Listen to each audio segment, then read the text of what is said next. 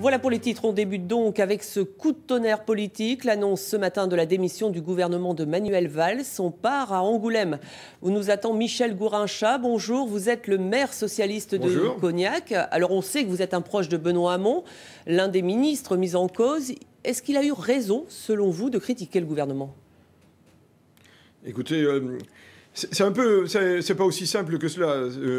Il y a deux choses. Je pense que la logique, quand on est dans une équipe, c'est d'être dans la majorité de cette équipe et d'aller dans le sens du choix qui est fait.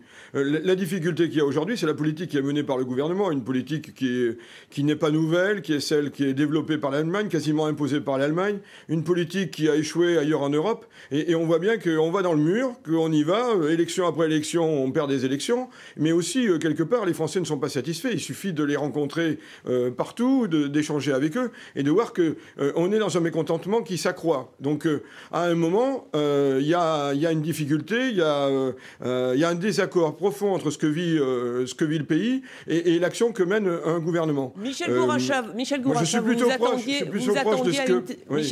vous attendiez à une telle décision de Manuel Valls ? Je pense qu'il n'avait pas d'autre choix et que François Hollande n'avait pas d'autre choix. Après ce qu'ont dit Arnaud Montebourg et Benoît Hamon ce week-end, il est clair que c'était ça où il partait. Bon, François Hollande est dans une logique politique, valider, revalider, décision après décision.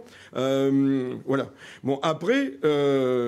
moi, je pense, en tant que socialiste, ça me fait du mal de voir que nous soyons dans une telle impasse politique, économique, sociale. Et en même temps, dans cette impasse politique, moi j'appelle à ce qu'il y ait un congrès du Parti socialiste très rapidement pour que nous vérifions, nous socialistes, si la politique qui est menée par ce gouvernement, qui est composé essentiellement de socialistes, est bien celle que nous voulons. Et je ne suis pas sûr que ce soit celle que veulent les militants socialistes aujourd'hui. Alors Michel Gourinchas, jeudi aura lieu la fête de la Rose à Cognac. Est-ce que ça bouleverse votre programme ou pas du tout ? Ça ne le bouleverse pas, puisque nous avions décidé d'inviter Gérard Filoche et Marie-Noëlle Lienemann, et que ce sera d'autant plus d'actualité. Est-ce qu'une autre politique est possible en France aujourd'hui pour répondre à l'attente des millions de Françaises et de Français qui ont fait confiance à François Hollande, qui ensuite ont fait confiance à un gouvernement au travers du vote pour les députés, et qui aujourd'hui sont en grande inquiétude ou en révolte contre ce qui est en train de se passer. Merci beaucoup Michel Gourinchas, et je rappelle donc que vous êtes le maire socialiste de Cognac. On va partir à La Rochelle maintenant, où se préparent les universités d'été du Parti socialiste. C'est ce week-end. Olivier Falorni, bonjour. Vous êtes député d'hiver gauche de la Charente-Maritime. On ne pouvait pas imaginer pire scénario pour cette rentrée socialiste. Non, je dois vous le dire ce matin, très en colère. Je suis consterné par cette rentrée politique. Je me demande d'ailleurs si ce n'est pas la rentrée scolaire. Ce spectacle de cours d'école est affligeant. Tout le monde parle de 2017, que ce soit à gauche ou à droite. Mais écoutez, l'état de la France mérite quand même mieux que ce spectacle consternant. Je trouve que nous avons aujourd'hui une classe politique qui fait le jeu du Front National, parce qu'on a l'impression d'un bal des égaux. Montebourg, Duflot, les annonces de candidature, le retour de Sarkozy, tout ça est consternant. On annonçait une rentrée économique et sociale difficile, et voilà que la classe politique se met dans un jeu navrant.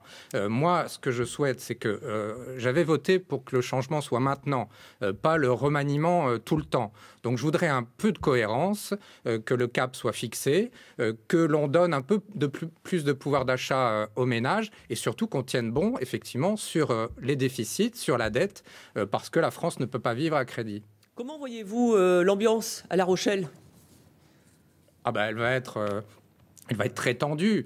D'ailleurs, j'y serai pas, n'étant plus membre du Parti socialiste, mais j'imagine ce que sera le discours de Manuel Valls dimanche devant des militants socialistes qui, le moins qu'on puisse dire, sont partagés, et peut-être dans un contexte où Arnaud Montebourg, c'est quasi certain, Benoît Hamon peut-être, auront été virés du gouvernement. Donc aujourd'hui, le PS est fracturé en deux, mais j'allais dire, c'est pas le plus grave. D'ailleurs, composer un gouvernement au prorata des courants du Parti socialiste, c'est une catastrophe. Moi, j'appelle aujourd'hui à l'union nationale de tous ceux qui veulent faire un changement dans ce pays et faire en sorte qu'il puisse enfin retrouver la croissance et l'emploi.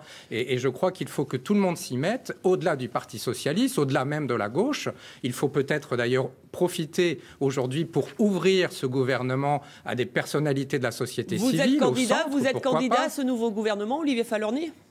Non, on n'est pas candidat à un gouvernement. Et moi, ce que je souhaite, c'est que la France réussisse. Et mon problème, c'est pas le Parti socialiste. J'en ai rien à faire du Parti socialiste. Ce qui m'intéresse, c'est la France. Et je voudrais que tout le monde oublie un peu 2017. C'est dans 3 ans. Merci beaucoup, Olivier Falorni, d'avoir répondu à nos questions en direct de La Rochelle. Dans les Deux-Sèvres, alors qu'Éric Gauthier, le président du Conseil général du département, présente son nouveau livre intitulé « Vive le département », un plaidoyer pour la sauvegarde des collectivités locales, l'élu socialiste a été lui aussi rattrapé par l'actualité. On l'écoute, propos recueillis par Cédric Cottaz et Stéphane Bourin. Je pense effectivement que la question qui est posée aujourd'hui, c'est est-ce qu'il y a une politique alternative de gauche à la politique que mène Manuel Valls en tant que Premier ministre? C'est la seule question qui vaille aujourd'hui. Moi, je réponds oui, il peut y avoir une politique de gauche alternative à la politique qui est menée aujourd'hui, qui est une politique aujourd'hui néolibérale, qui s'appuie sur les directives de l'Europe, et qui, finalement, ne fait qu'une chose, c'est semer le trouble auprès des citoyens, puisqu'on a pratiquement la même politique, à quelques petites nuances près, que ce que faisait Sarkozy quand il était président de la République. Autre réaction, celle de Véronique Massonneau, la députée de la Vienne d'Europe Écologie Les Verts. Je vous propose d'entendre sa première réaction, propos recueillis par Nicole Brémaud et Romek Gazurowski. Cette démission, elle intervient à un moment donné où des grosses difficultés économiques dans le pays existent, et avec évidemment toutes les difficultés aussi, y compris dans la majorité du présidentiel, et difficultés aussi de relations avec les ministres. Donc je pense que pourquoi pas, mais à ce moment-là, il faut réellement changer les personnes qui composent le gouvernement, et aussi, encore une fois, donner la parole aux députés et que l'initiative parlementaire soit enfin reconnue. Et c'est dans ce contexte politique particulier que la ministre de l'écologie est en visite en ce moment à la centrale nucléaire de Civaux dans la Vienne. Une rentrée politique agitée donc pour Ségolène Royal. On retrouve sur place Patricia Perrin.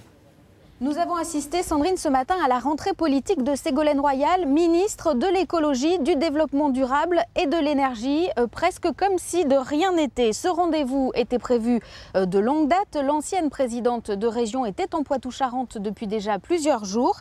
Elle est venue visiter la centrale nucléaire de Civaux pour évaluer la sécurité des installations et parler transition énergétique. Rien à l'heure où je vous parle à propos du remaniement ministériel annoncé. Elle a refusé de s'exprimer sur ce sujet, chaque chose en son temps.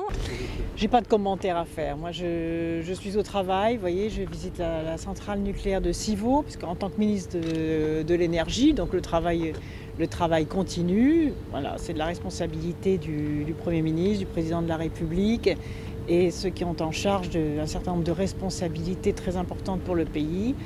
Elles sont au travail, comme je le fais aujourd'hui. Alors, Ségolène Royal changera-t-elle de ministère? Cautionne-t-elle tous ces événements? La ministre doit quitter la région en fin de matinée, direction Paris. On ne sait pas non plus, Sandrine, si son séjour prévu en Martinique en fin de semaine est maintenu. Merci Patricia. Voilà pour cette page politique. Dans la